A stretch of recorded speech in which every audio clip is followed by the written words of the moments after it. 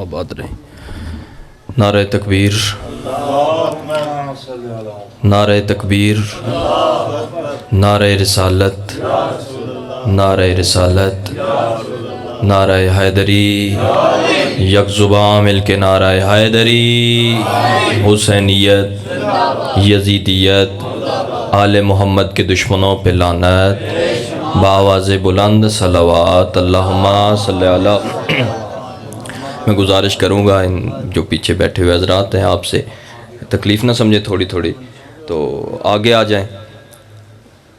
بہت مہربانی، جزاک اللہ، مالک آپ کو سلامت رکھے، بادشاہ حسین آپ کی عزتوں میں اضافہ فرمائے، جو حاجات، تمنائیں، دعائیں اور خواہشات لے کے اس ذکر پاک میں آئے ہو، مالک تمام کی حاجات کو اپنی بارگاہ میں منظور و مقبول فرمائے۔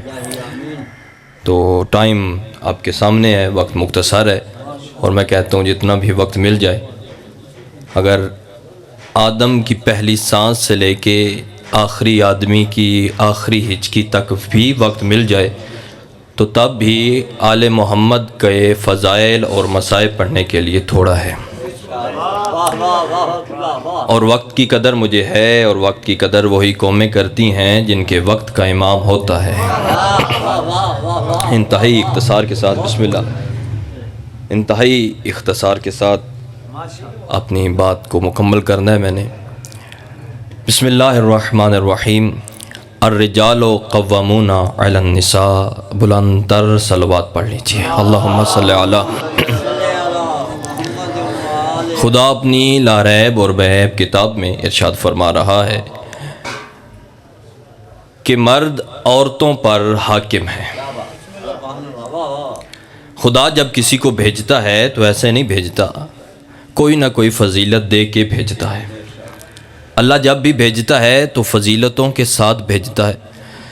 کسی کو اچھی صورت دے دیتا ہے، کسی کو اچھی سیرت دے دیتا ہے، کسی کے ہاتھ میں یہ طاقت رکھ دیتا ہے کہ وہ اچھا مصور ہوتا ہے۔ اللہ بغیر فضیلت کے کسی کو نہیں بھیجتا۔ کسی کو اچھی صورت، کسی کو اچھی سیرت، اور کسی کو اتنی اچھی صورت دیتا ہے کہ با اعتبار نبوت بھی حضرت یوسف مشہور تھے اور فضیلت رکھتے تھے، لیکن پھر بھی انہیں حسن دے دیا، انہیں اچھی شکل دی، اچھا حسن دیا۔ اور میں کہتا ہوں کہ پھر بندے جو ہیں وہ با اعتبار نبوت حضرت یوسف کا تذکرہ کم کرتے ہیں، با اعتبار حسن حضرت یوسف کو زیادہ یاد کرتے ہیں۔ اور مجھے تعجب ہوتا ہے ایسے بندوں پہ جو حسن یوسف کا تذکرہ تو کرتے ہیں، اس کا تذکرہ کیوں نہیں کرتے جس نے یوں کیا تو یوسف بن گئے۔ مالک حسین آپ کو سلامت رکھے، بادشاہ حسین یا علی علیہ السلام۔ تو اللہ، بسم اللہ، سی بھائی، مالک آپ کو سلامت رکھے، تو اللہ فضیلتیں دے کے دنیا پہ بھیجتا ہے۔ کسی کے ہاتھ میں یہ طاقت رکھ دی کہ وہ لوہے کو پکڑتے تھے اور وہ موم کر دیتے تھے۔ جو لوہا آگ نہیں پگھلا سکتی تھی وہ لوہے کو ہاتھ میں لیتے تھے اور موم کر دیتے تھے۔ حسیب بھائی، اس میں بھی کنایا ہے، قبلہ علامت صاحب، اس میں بھی کنایا ہے، یعنی اس کا مطلب ہے جو دل کسی سے موم نہیں ہوتے وہ حجت کی نظروں سے موم ہو جاتے ہیں۔ تو اللہ فضیلتیں دے کے بھیجتا ہے۔ اب دیکھنا یہ ہے، کیونکہ قرآن ہے، قانون کی کتاب ہے، تو اس میں اللہ کا قانون ہے کہ جو مرد ہیں وہ عورتوں پر حاکم ہیں۔ کیا سارے مرد عورتوں پر حاکم ہیں؟ اگر یہ ہے تو پھر دیکھیں حضرت آسیہ، تو جو ہے آپ حضرات کی عورت ہے، زوجہ کس کی ہے؟ فرعون کی۔ اس کا مطلب ہے بی بی آسیہ افضل ہے نا فرعون سے، افضل ہے نا۔ تو پھر اس سے یہ ظاہر ہوا اور پتہ چل گیا کہ ساری جو عورتیں ہیں وہ محکوم نہیں ہیں، سارے مرد حاکم نہیں ہیں، سارے مرد افضل نہیں ہیں۔ تو پھر یہ دیکھنا پڑے گا کہ اللہ تعالیٰ نے یہ جو کہا ہے کہ مرد افضل ہیں، یہ با اعتبار جنس نہیں کہا، با اعتبار صفت کہا ہے۔ اب یہ جنس کیا ہے اور صفت کیا ہے؟ جنس پہلے سمجھا دوں، جنس یہ شکل و صورت، یہ قیافے یہ داڑھی، یہ مونچھ، یہ کیا ہے؟ یہ باعتبار جنس ہے۔ ابھی مجھ سے پہلے قبلہ صاحب بھی تذکرہ کر رہے تھے، یہ جنس اور صفت میں فرق کیا ہے؟ ایک جملے سے میں واضح کر دیتا ہوں۔ جو خیبر کا میدان تھا نا، اس میں تھے سارے مرد، لیکن با اعتبار صفت کہا تھا کل میں علم اسے دوں گا جو مرد ہوگا۔ با اعتبار جنس سارے مرد تھے، لیکن با اعتبار صفت کہا تھا کہ کل میں علم اسے دوں گا جو مرد۔ یعنی اس کا مطلب ہے اللہ فضیلتیں دے کے دنیا پہ بھیجتا ہے۔ اب رسول خدا انبیاء ہیں، اور انبیاء کے سردار رسول خدا ہے، ایسے ہی ہے نا، کوئی نئی بات تو نہیں کی میں نے۔ انبیاء کے سردار ہیں، مرد ہیں، امیر المومنین، جن کے بارے میں رسول خدا نے خود فرمایا کل میں اللہ اسے دوں گا جو مرد ہوگا، وہ مرد ہیں۔ جناب حسنین سے بہتر اس دنیا میں کون ہوگا جو مرد ہوگا؟ اب میں اپنے موضوع کے ساتھ بالکل متصل ہونے لگا ہوں۔ رسول خدا مرد، امیر المومنین مرد، جناب حسنین مرد، لیکن جب یہ سارے مرد ایک کساء کے نیچے جمع ہوئے تو پھر جبرائیل نے پوچھا اے اللہ اس کساء کے نیچے کون ہے؟ پھر اللہ نے تعارف ان کی مردانگی سے نہیں کروایا، پھر فرمایا ہم فاطمہ تو و ابوہا و بالہا و بنیہا، یہ فاطمہ ہے، یہ فاطمہ کے بیٹے، یہ فاطمہ کا شوہر، یہ فاطمہ کا بابا۔ اس کا مطلب ہے اللہ یہ سمجھا رہا ہے کہ مجھے بطول کی رشتہ داری عزیز ہے، ان کی مردانگی عزیز نہیں، ان کی مردانگی عزیز نہیں، بطول کی رشتہ داری عزیز۔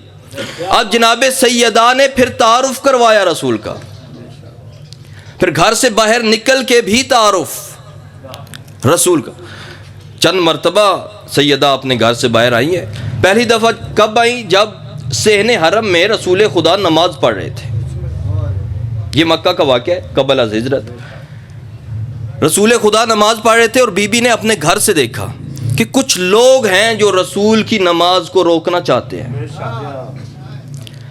اب بی بی نے گھر سے دیکھا، کیونکہ اس وقت بھی عمران کے گھر کا دروازہ اللہ کے گھر میں ہی کھلتا تھا۔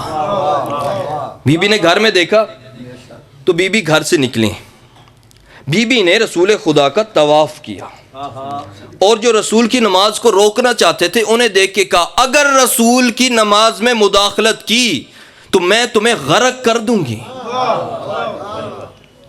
سیدہ نے یہ کہا کہ اگر رسول کی نماز میں مداخلت کی تو میں تجھے غرق کر دوں۔ اب جو سیدہ رسول کی نماز میں مداخلت برداشت نہیں کرتی، کیا اس سیدہ کو خبر نہیں تھی یہ حسین جو گھر سے جا رہا ہے یہ پشت پہ رسول کی بیٹھ جائے گا؟ سیدہ کو خبر تھی نا۔ آپ بولتے تو زیادہ اچھا ہوتا، آپ کیونکہ مجھے اب رکنا پڑ گیا ہے، وقت بھی میرے پاس نہیں ہے۔ سیدہ کو علم تھا، خبر تھی کہ رسول سجدے میں ہے، حسین نے پشت پہ بیٹھنا ہے، پھر حسین کو کیوں نہیں روکا؟ اب دھیمے لہجے میں ایک بڑی بات کہوں، اس کا مطلب یہ ہے کہ سیدہ نماز میں غیر نماز کی مداخلت برداشت نہیں کرتی۔ امام حسین تو خود نماز ہیں، قبلہ حسین تو خود نماز ہیں۔ نماز کیا ہے؟ اللہ کا ذکر ہے نا، بس بالکل آخری بات، نماز کیا ہے؟ اللہ کا ذکر ہے۔ تو جب رسول خدا سجدے میں تھے اور سرکار امام حسین بادشاہ پشت پہ تھے، نماز ختم ہوئی، نماز ختم ہونے کے بعد صحابہ نے آپس میں میٹنگ کی، انہوں نے کہا کہ یہ ہم بھی نماز پڑھ رہے ہوں، ہماری پشت پہ ہماری اولاد آ جائے تو ہم بھی اپنے سجدے کو، اپنی نماز کو لمبا کر سکتے ہیں۔ تو حضرت ابو سعید خدری کو منتخب کیا گیا۔ انہوں نے رسول خدا کے پاس جا کے پوچھا کہ یا رسول اللہ وہ قرآن کی آیت ہے۔ بادشاہ فرماتے ہیں کون سی؟ یا رسول اللہ وہ قرآن کی آیت ہے، قرآن کہہ رہا ہے کہ کہیں تمہارا مال، تمہاری اولاد ذکر الہی سے تمہیں غافل نہ کر دیں، تمہیں ہٹا نہ دیں۔ سرکار فرماتے ہیں ہاں بالکل۔ تو بادشاہ کل سجدے کی حالت میں آپ کی پشت پہ آپ کی اولاد آ گئی تھی، سرکار فرماتے ہیں خبردار، کل حالت سجدہ میں میری پشت پہ میری اولاد نہیں، اللہ کا ذکر آیا تھا، اللہ کا ذکر آیا تھا۔ اب فضائل ہیں ہی ان کے، قصیدے ہیں ہی ان کے، اب جس امام سے اس مجلس پاک کو منسوب کیا گیا اور آج جس کی شہادت کا دن ہے، میں سمجھتا ہوں ان کی اگر بات نہ کی جائے تو یہ میری بات انکمپلیٹ ہوگی، مکمل نہیں ہوگی۔ بس انہی کا ایک واقعہ سنیں، پھر اس کے بعد آپ کو سلام کرتا ہوں۔ نام کیا ہے میرے بادشاہ کا؟ موسیٰ۔ لقب کیا ہے؟ کاظم۔ ایک موسیٰ نبیوں میں بھی ہے، ان کا لقب کیا ہے؟ موسیٰ غضبان، غصے والے موسیٰ۔ ان کا لقب ہے موسیٰ غضبان، غصے والے موسیٰ۔ ان کا لقب ہے موسیٰ کاظم، غصے کو پی جانے والے موسیٰ۔ اب لغت میں دیکھا جائے تو لغت میں بھی معنی بڑا اچھا ہے۔ جو مشکیزہ ہوتا ہے نا، اس میں جس میں پانی بھرا جاتا ہے، اس کے اوپر ایک تسمہ لگا ہوا ہوتا ہے، اس تسمے کو کہتے ہیں قزم۔ کیوں؟ کیونکہ وہ اندر والے پانی کو باہر آنے سے روک کے رکھتا ہے، اس لیے اسے کہتے ہیں قزم۔ اور جو تسمہ باندھے اسے کاظم کہتے ہیں۔ اس کا مطلب ہے جو اللہ کے جلال کو روک کے رکھے اسے موسیٰ کاظم کہتے ہیں، اسے موسیٰ کاظم کہتے ہیں۔ اب سرکار کیونکہ زندان میں تھے تو زندان میں رہ کے یہ اپنے شیعوں کی اصلاح کرنے والے اور ہدایت کرنے والے ہیں۔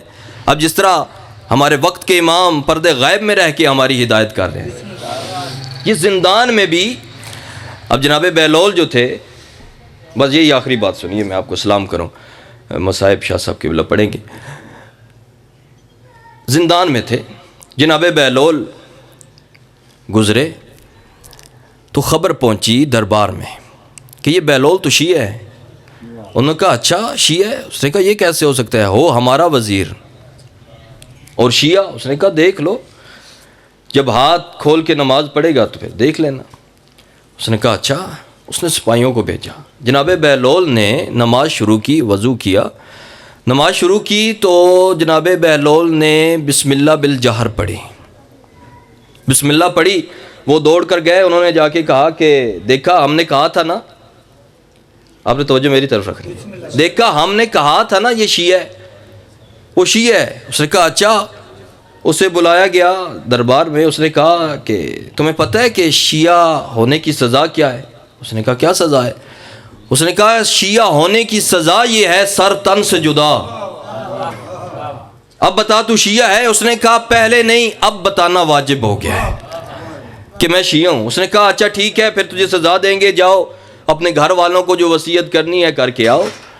جناب بہلول چلے تو پھر دل ہی دل میں خیال آیا کہ جن کے لیے شہادت کو قبول کیا ہے وہ تو زندان میں ہیں، انہیں تو بتایا ہی نہیں۔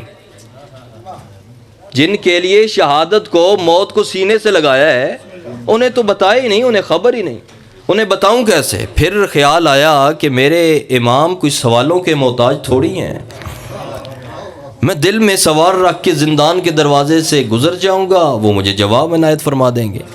جناب بہلول نے دل میں خیال کیا سوال پوچھنے کا، زندان کے دروازے سے گزرے۔ اب جب گزرے تو سرکار امام موسیٰ کاظم بادشاہ نے کہا جیم، بسم اللہ سرکار، بادشاہ نے فرمایا جیم۔ جناب بہلول فوراً سمجھ گئے، نالین اتاری، دستار اتاری، پیراہن پھاڑا، زمین پر لیٹ گئے۔ اگر ادھر وہ گماشتے جو تھے ملاؤن کے، وہ پکڑنے کے لیے آئے تو انہوں نے دیکھا کہ بہلول تو دیوانہ ہو گیا۔ اس نے دیکھا کہ موت کی تکلیف سن کے بہلول تو پاگل ہو گیا، دیوانہ ہو گیا، اب اس کو مارنے کا فائدہ کیا؟ وہ بغیر پکڑے واپس جانے لگے۔ ادھر جناب بہلول نے سر اٹھایا اور دیکھ کے کہا جس کی زبان سے قرآن کا نکلا ہوا ایک حرف زندگی بچا لے، اگر وہ پورا قرآن پڑھ دے تو کیا ہوگا؟ ماشاءاللہ، واہ واہ،